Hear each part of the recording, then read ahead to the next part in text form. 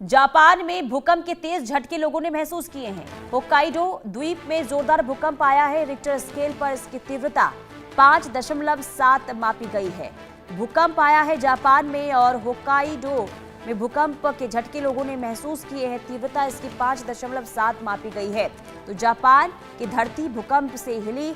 लोगों में दहशत है, लोगों में डर है, क्योंकि सुबह सुबह का समय और 5.7 तीव्रता के भूकंप ने लोगों को जबरदस्त तरीके से डराया है, क्योंकि 5.7 तीव्रता का जो भूकंप है उसमें काफी तेज झटके महसूस किए जाते हैं। और जब जापान में सुबह सुबह भूकंप के झटके लोगों ने महसूस किए तो लोगों में डर का माहौल देखने को मिल रहा है। भावना सिसोदिया तमाम जानकारी के साथ जुड़ चुकी है। भावना, जापान में भूकंप आया, कितने बजे आया और अभी वहां से क्या अपडेट?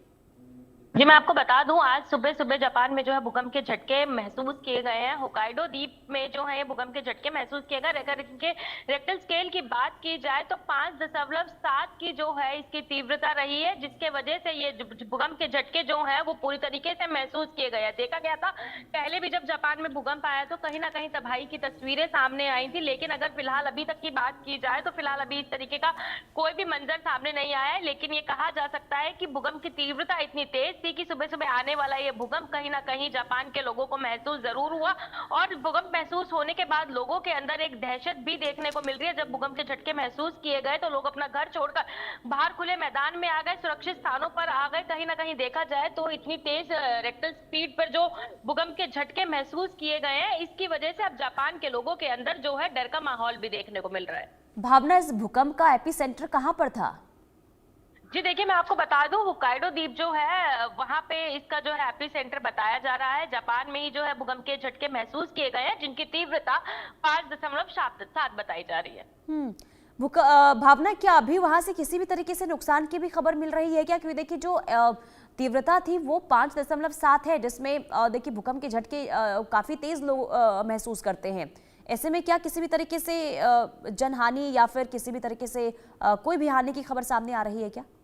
पुनीता, देखिए जिस तरीके से भूकंप के झटकों को महसूस किया गया और उनकी तीव्रता 5.7 थी, तो कहीं ना कहीं देखा जाए तो इसकी तीव्रता के कारण जो है ये झटके महसूस तो किए गए हैं। लेकिन अगर बात की जाए किसी भी तरीके के जान माल का नुकसान का, तो फिलहाल इस तरीके की कोई भी जानकारी सामने नहीं आई है। लेकिन फिलहाल जो है अभी लगातार जो है हर चीज के ऊपर नजर बनाए हुए, प्रशासन की तरफ से लगातार नजर बनाए हुए हैं। क्योंकि भूकंप की तीव्रता बहुत ज्यादा तेज थी तो लोगों ने भूकंप के झटकों को महसूस जरूर करा है, लेकिन अगर जान मान के नुकसान की बात की जाए तो फिलहाल इस तरीके की जानकारी अभी तक सामने नहीं आई।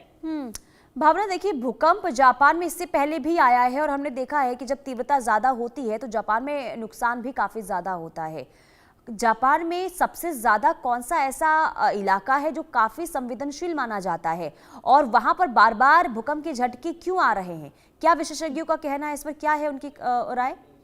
जी देखिए पुनीता, मैं आपको बता दूं कि ये बात बिल्कुल सही है। जब जब जापान में भूकंप के झटके आते हैं तो कहीं ना कहीं चिंता जो है वो बनती हुई नजर आती है। क्योंकि जब पहले भी जापान में भूकंप के झटके आए थे और तेज तीव्रता तक भूकंप के झटके थे, तो उसकी वजह से जो तबाही की तस्वीरें सामने आई थी उसकी वजह से लोगों के अंदर डर का माहौल भी जरूर देखने को मिलता है। फिलहाल प्रशासन जो है पूरी तरीके से इस जो है भूकंप को लेकर जो है पूरी तरीके से नजर बनाए हुए है। क्योंकि कहीं ना कहीं भूकंप के बाद एक सुनामी का खतरा जो है वो जरूर पैदा होता है, तो इसको लेकर प्रशासन पूरी तरीके से नजर बनाई हुई है। और आफ्टर शॉक को देखते हुए भी प्रशासन पूरी तरीके से लगातार लोगों को अलर्ट मैसेज देता हुआ नजर आ रहा है। फिलहाल ये कहा जा सकता है कि जो सुबह सुबह भूकंप के तेज झटके महसूस किए गए, जिनकी तीव्रता 5.7 थी, कहीं ना कहीं उसको लेकर जो है लोगों के अंदर डर का माहौल है। लेकिन फिलहाल अभी तक किसी भी तरीके की कोई तबाही या की जानमाल का नुकसान होता हुआ नजर नहीं आया है।